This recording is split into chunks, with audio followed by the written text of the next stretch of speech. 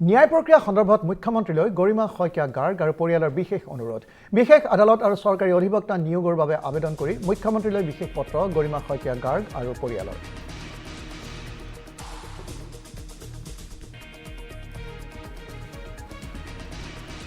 পুনৰ জনাইছো ন্যায় প্ৰক্ৰিয়া সন্দৰ্ভত মুখ্যমন্ত্ৰীলৈ গৰিমা শইকীয়া গাৰ্গ আৰু পৰিয়ালৰ বিশেষ অনুৰোধ বিশেষ আদালত আৰু চৰকাৰী অধিবক্তা নিয়োগৰ বাবে আবেদন কৰি মুখ্যমন্ত্ৰীলৈ বিশেষ পত্ৰ গৰিমা শইকীয়া গাৰ্গ আৰু পৰিয়ালৰ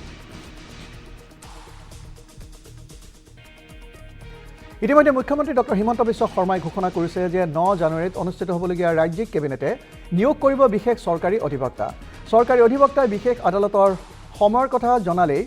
বিশেষ আদালতৰ বাবে আবেদন কৰা হ'ব 18 জানুৱাৰীত পৰৱৰ্তী শুনানিৰ দিন 9 তাৰিখে কেবিনেট আছে কেবিনেটৰ পিছতে আমি স্পেচিয়েল পাব্লিক প্ৰসিকিউটৰ এপইণ্টমেণ্ট কৰিম আৰু গুৱাহাটী উচ্চ ন্যায়ালয়ৰ স্পেচিয়েল পাব্লিক প্ৰসিকিউটৰজনে আমাক যেতিয়া ক'ব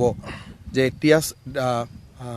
স্পেচিয়েল আদালত বনোৱাৰ সময় আহি গ'ল বুলি তেতিয়া আমি চিফ জাষ্টিছক লিখিম গতিকে প্ৰথম প্ৰক্ৰিয়াটো হয় স্পেচিয়েল পাব্লিক প্ৰসিকিউটৰ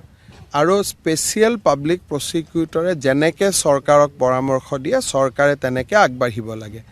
9 তাৰিখ আমাৰ কেবিনেট আছে 9 তাৰিখে আমি স্পেচিয়েল পাব্লিক প্ৰসিকিউটৰ আমি এপইণ্টমেণ্ট দিম কাৰণ যিটো ডেট আছে 18 তাৰিখত আছে গতিকে মাজত আমাৰ সময় আছে